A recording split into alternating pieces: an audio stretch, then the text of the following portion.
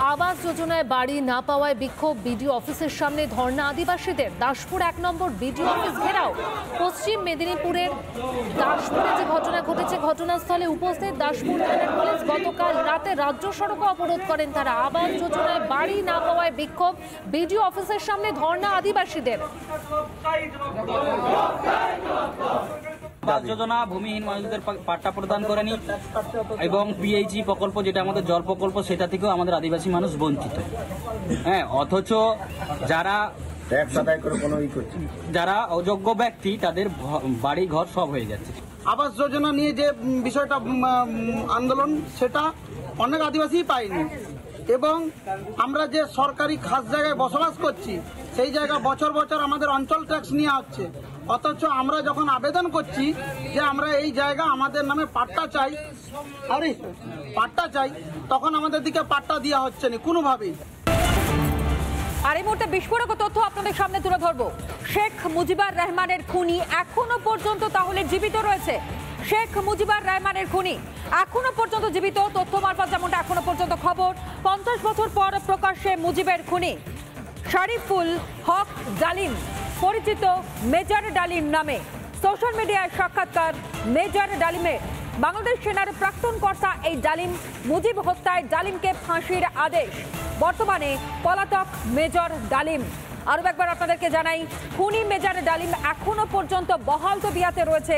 50 বছর পর প্রকাশ্যে মুজিবের খুনি শরীফুল হক ডালিম, পরিচিত মেজর ডালিম নামে এবং সোশ্যাল মিডিয়ায় সাক্ষাৎকার মেজর ডালিমের। বাংলাদেশ সেনার প্রাক্তন কর্তা ছিল এই ডালিম এবং মুজিব হত্যায় ডালিমকে ফাঁসির আদেশ দেওয়া হয়। বর্তমানে পলাতক মেজর ডালিম। 50 বছর পর প্রকাশ্যে মুজিবের খুনি।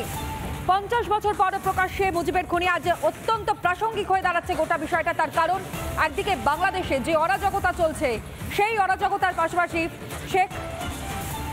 শেখ মুজিবকে যেভাবে রীতিমতন তাকে তার সমস্ত রকমের স্মৃতিকে নিশ্চিহ্ন করে দেওয়ার চেষ্টা চলছে, তারই মধ্যে এই তথ্য সামনে আসছে।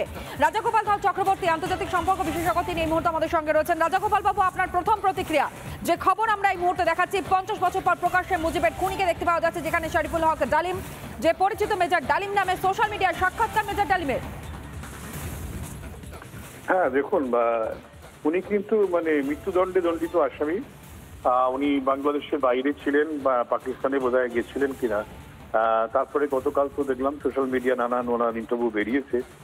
উনি, হ্যাঁ, আমরা জানি যে যখন বঙ্গবন্ধু মুজিবুর রহমানকে হত্যা করা হয়, উনি বাংলাদেশ রেডিও থেকে বলেছিলেন যে বঙ্গবন্ধু মুজিবুর রহমান হত্যা করেছেন। হ্যাঁ, যা হতে মারা গেছেন, হত্যা করা হয়েছে, তিনি এটা অ্যানাউন্স করেছিলেন। তখন বোধহয় বেতারের দায়িত্ব ওনাকে পাঠানো হয়েছিল। এই মানুষটা যখন দেখুন বাংলাদেশে যাকে মৃত্যুদণ্ডপ্রাপ্ত আসামি, তাকে নিয়ে এসে সোশ্যাল মিডিয়ায় বলছে, আর যিনি শান্তির কথা বলছিলেন আমাদের যিনি চিন্ময় মহাপ্রভু, তাকে কিন্তু জেলে রেখে দিয়ে তারা রাখছে। বোঝাই যাচ্ছে যে বাংলাদেশে কিসের শাসন চলছে। যিনি বঙ্গবন্ধু মুজিবুরের হত্যা one of the chief accused, যাকে মৃত্যুদণ্ড দেওয়া হয়েছিল, তাকে বাংলাদেশে দেখা যাচ্ছে সোশ্যাল মিডিয়ায়। এটা বোঝা যাচ্ছে যে বাংলাদেশ কি করতে চাইছে। শেখ হাসিনাকে ক্ষমতাচ্যুত করা, যদি আমি একটু প্রেক্ষাপটটা পরপর সাজাই, শেখ হাসিনাকে পদচ্যুত করা এবং তার পাশাপাশি আওয়ামী লীগকে যেভাবে হেনস্থা করা, অর্থাৎ কর্মী সমর্থকদের হেনস্থা করা, তৃতীয়ত মোহাম্মদ ইউনূসকে নিয়ে এসে অন্তর্বর্তীকালীন সরকারের উপদেষ্টা মণ্ডলীর প্রধান হিসেবে বসানো, পরবর্তী সময়ে বিএনপি এবং জামাতরা যেভাবে মাথাচাড়া দিয়ে উঠেছে, বঙ্গবন্ধুর যা কিছু ভাস্কর্য ছিল, তার যা কিছু অবদান ছিল, সবটা মুছে ভুলিয়ে দেওয়ার চেষ্টা, তারই মধ্যে তার খুনির সোশ্যাল মিডিয়া যে বক্তব্য, অর্থাৎ এই সমস্ত বিষয়ের প্রেক্ষাপটে দাঁড়িয়ে কিছু কি আন্দাজ করা সম্ভব হচ্ছে কি হতে চলেছে বাংলাদেশে? দেখুন, বাংলাদেশ ওরা এই মুহূর্তে চাইছে সম্পূর্ণ ভারত বিদ্বেষ এবং ওরা মনে করছে যে বাংলাদেশের যিনি সৃষ্টি করেছেন সেই বঙ্গবন্ধু এবং তার পরিবার থেকে বাংলাদেশের পুরোপুরি মুচ্ছিন্ন করে দেওয়া। বঙ্গবন্ধুর নাম করা বেশ কিছু ইনস্টিটিউশনের নাম ওরা পাল্টাচ্ছে এবং যার খুনিকেও নিয়ে এসে হাজির করছে। বোঝাই যাচ্ছে যে বঙ্গবন্ধু বা দেশটা যিনি সৃষ্টি করলেন তার হত্যাকারীকে তারা যদি এইভাবে পর্দার সামনে নিয়ে আসে, বোঝাই যাচ্ছে যে তারা আওয়ামী লীগকে কতটা ভয় পেয়েছেন এবং সম্পূর্ণ মুছে দিয়ে ওরা ভাবছে যে একটা উগ্র মৌলবাদী শাসন তৈরি করবেন। এখন বাংলাদেশের মানুষ এটা কতটা গ্রহণ করে সেটা আমাদের দেখার ব্যাপার আছে। কিন্তু সরিয়ে দেবার পরে গিয়ে তার খুনির এই রকম ভাবে সামনে আসা, এই দুটোর মধ্যে কি কোনো কিছু কানেক্ট করা সম্ভব হচ্ছে না? যে কিছু তো একটা পরিকল্পনা ছিল যে কারণের জন্য এতদিন গা ঢাকা দিয়েছিল এই ব্যক্তি। হ্যাঁ দেখুন, এরা প্রায় বয়স 80 বছরের উপর বয়স হবে। হ্যাঁ, এখন উনি শেখ হাসিনা যখন চলে গেছেন তখন এরা যোগাযোগ করে উনি কোথায় ছিলেন কেউ তো জানে না। সুতরাং এরা সব থেকে কবর থেকে উঠে আসছে বলেই মনে হচ্ছে। তো এদের কি করার ক্ষমতা আছে আমি জানি না, তবে এটাই হচ্ছে সিম্বল যে যারা মুজিবকে হত্যা করেছে তাদেরকে আমরা পুরস্কার দিচ্ছি, গ্রহণ করছি। অর্থাৎ এইভাবে তারা বাংলাদেশে একটা আওয়ামী লীগ বিরোধী, শেখ হাসিনা বিরোধী, মুজিবর বিরোধী একটা জিগির তারা সারা বাংলাদেশ জুড়ে তুলতে চাইছে এবং সেই সঙ্গে ভারত বিদ্বেষ, এইভাবে নতুন একটা বাংলাদেশে জন্ম দিতে চাইছে। বেশ, ধন্যবাদ জানাই রাজাগোপাল ধর চক্রবর্তী। তিনি এই মুহূর্তে ছিলেন আমাদের সঙ্গে টেলিফোন লাইনে, আন্তর্জাতিক সম্পর্ক বিশেষজ্ঞ।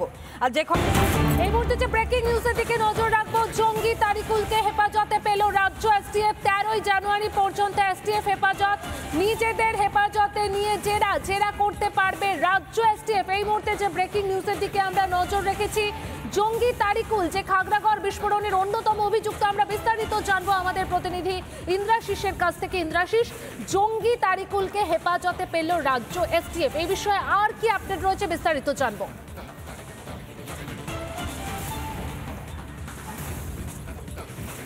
দেখো, এই যে তারিকুল ইসলাম, সে বহরমপুর জেলে বন্দী ছিল এবং তাকে আজকে সকালেই অসম এসটিএফ এর পক্ষ থেকে প্রেয়ার করা হয় এই বহরমপুর আদালতে এবং তাকে নিজেদের রিমান্ডে নেওয়ার প্রেয়ার করে কিন্তু অসম এসটিএফ। কিন্তু তারপরেই যেটা জানা যায় যে বেঙ্গল এসটিএফ এর পক্ষ থেকেও কিন্তু সেই প্রেয়ার করা হয়েছে এবং এসটিএফ সূত্রে যেটা আমরা জানতে পারছি যে ইতিমধ্যেই বেঙ্গল এসটিএফ তারা কিন্তু তারিকুল ইসলামকে নিজেদের হেফাজতে পেয়েছে। 13ই জানুয়ারি পর্যন্ত নিজেদের রিমান্ডে নিয়ে জিজ্ঞাসাবাদ করতে পারবে রাজ্য এসটিএফ, এমনটাই কিন্তু এখনো পর্যন্ত এসটিএফ সূত্রে আমাদের কাছে এখন পর্যন্ত খবর উঠে আসছে।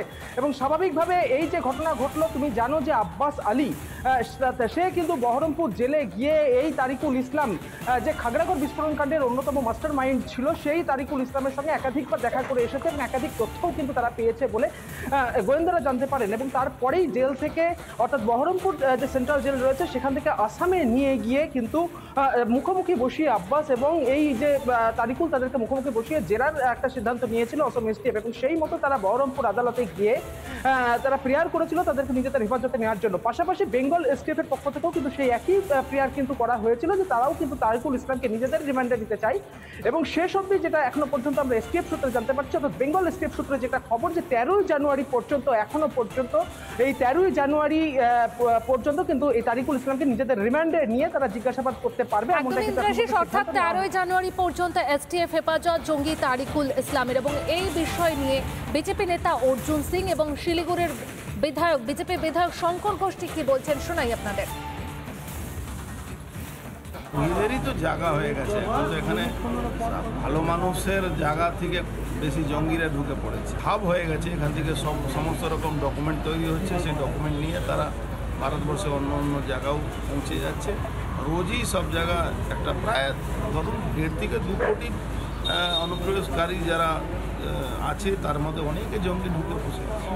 মমতা ব্যানার্জিকে দেখবেন সবসময় বিএসএফের বিরুদ্ধে উনি গালাগালি করেন, বিএসএফ বিরুদ্ধে মামলা করে দেন। এতে বহু বিএসএফের অফিসাররা মানে ভয়ে অনেকটা থাকে। দেশের ব্যাপার আছে, রাষ্ট্রের ব্যাপার আছে, সেখানে একটা ছোট্ট সংকীর্ণ বিচার নিয়ে যদি উনি যেভাবে করছেন তাতে বলতে গেলে জেহাদিদের বাংলা একটা মরুদ্যান হয়ে যাচ্ছে। জেলের ভেতরে এই ধরনের কার্যকলাপকে প্রশ্রয় দেওয়ার একটাই উদ্দেশ্য, সেটা হচ্ছে যে দেশবিরোধী শক্তিকে আরও বেশি মদত দেওয়া এই রাজ্যের সরকার প্রত্যক্ষ বা পরোক্ষভাবে প্রতি মুহূর্ত করে, ফলে এটা একটা তার উদাহরণ মাত্র। নানা ধরনের কন্টেন্ট দেখার জন্য লাইক করুন, শেয়ার করুন আমাদের ফেসবুক পেজ, সাবস্ক্রাইব করুন আমাদের ইউটিউব চ্যানেল। পাশাপাশি অন্যান্য ব্রেকিং নিউজের জন্য অবশ্যই চোখ রাখুন রিপাবলিক বাংলায়।